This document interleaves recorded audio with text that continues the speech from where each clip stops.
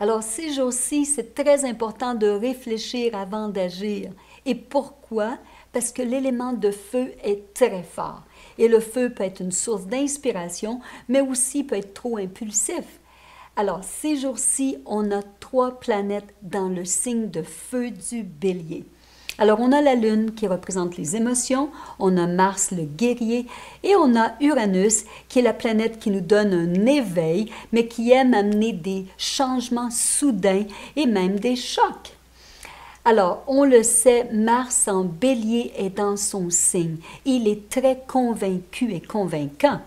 Maintenant aussi, Uranus en Bélier est imprévisible et la Lune en Bélier qui est très spontanée, mais qui ne va pas du tout penser peut-être plus loin que le bout du nez pour voir, mais qu'est-ce qui va se passer avec les conséquences des décisions que je vais prendre. Alors, comment on va faire pour être capable de vivre les 2 prochains jours avec toutes ces planètes en Bélier? Et n'oubliez pas, je fais l'astrologie védique. Alors, on le sait, Mars veut nous donner de la passion et de l'enthousiasme. Il allume le feu en dessous de nous et parce qu'il est extrêmement alerte, il voit tout ce qui se passe autour de lui et il est capable de prendre des bonnes décisions et d'aller jusqu'au bout de ses actions.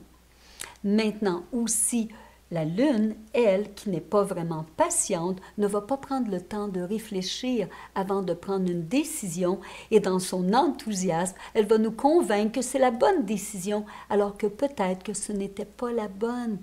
Alors, pour la Lune en Bélier, c'est important d'être patient, c'est important de compter jusqu'à 10 ou peut-être de demander une deuxième opinion. Et parce que Uranus, lui, en Bélier, il veut faire le bon pour le monde, il veut amener plein d'inventions et de bonnes idées, mais parce qu'il est en sandwich entre Mars et la Lune, alors il ne pourra pas prendre de bonnes décisions non plus. Alors, où vont être ces planètes en Bélier dans votre carte astrologique?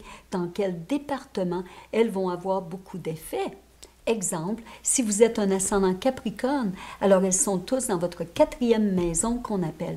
Et si vous voulez acheter une voiture trop vite sans regarder le rapport des consommateurs, peut-être pas une bonne idée. Ou si vous êtes un ascendant Balance, alors toutes ces planètes sont dans votre 7e maison, qui est la maison de votre subconscient ou votre partenaire. Alors vous avez un bon repas avec votre épouse ou votre époux. Et là, il y a une discussion. Alors, au lieu de quitter la scène parce qu'on est fâché, alors pourquoi pas dire « on peut prendre le temps d'en jaser calmement, de réfléchir ». Alors, si vous êtes un ascendant Cancer, toutes ces planètes sont dans votre 10e maison qui est le travail. Alors, au lieu de prendre une opportunité qui vous donne un peu plus d'argent, mais qui ne va pas servir vos talents comme il faut, alors peut-être attendre que la bonne opportunité arrive dans votre vie. Alors, la définition de la patience, c'est la capacité d'être capable d'accepter et d'endurer ou de tolérer les frustrations, les délais et même la souffrance sans être fâché ou bouleversé. Il faut vraiment apprendre ça cette semaine, hein? Alors maintenant, je vais vous parler des fameux 5. Alors, nos célèbres 5 planètes en Capricorne. Oh oui, parce qu'on en a encore 5. Alors, on a Vénus, Mercure, Jupiter, Saturne et Pluton. Alors, on le sait, Saturne en Capricorne est excellent. Oui, et pourquoi? Parce qu'il nous apporte beaucoup de sagesse, de profondeur, d'intégrité et de conviction. Et où est Capricorne dans votre carte astrologique? Ce département va être bon, veut même vous apporter l'excellence. Mais parce qu'il y a tellement de planètes en Capricorne, alors ça donne de la confusion, comme trop de monde qui veulent rentrer les premiers dans un élévateur, dans un ascenseur. Ça ne marchera pas très bien. Alors, si on avait seulement Vénus en Capricorne avec Saturne, les deux s'aiment, ils s'entendent bien, ils pourraient créer plein de bons projets avec calme, avec soutien et aller jusqu'au bout. Mais on a Pluton, la force de Pluton, cette bombe atomique qui, lui, veut prendre des décisions avec colère ou avec agitation ou avec frustration. Et toute cette énergie ne va pas vraiment avec Capricorne parce que Capricorne est calme et de nature plus tranquille. Et là, on a Mercure en Capricorne, mais lui rétrograde. Alors, qu'est-ce qu'on va faire avec Mercure?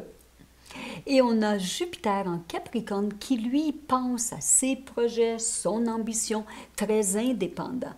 Alors, si on veut que tous ensemble travaillent bien, si on veut le meilleur de Capricorne, alors c'est sûr, il faut rester calme, patient et avec persévérance, mais surtout avoir une idée claire de notre futur. Aussi, c'est important cette semaine de ne pas avoir trop d'agitation ou de tension pour ne pas affecter votre corps physique, votre santé, mais plutôt d'essayer de mettre sur papier, de restructurer votre vie et d'essayer de le faire avec joie, avec bonheur, parce que quelque part, on est dans un tel changement en ce moment. Alors, partagez cette vidéo avec tous vos amis parce que ces planètes vont jouer dans nos vies. Et si vous avez des questions, on est là pour vous répondre, on est là pour vous servir. Alors, bonne semaine à tous!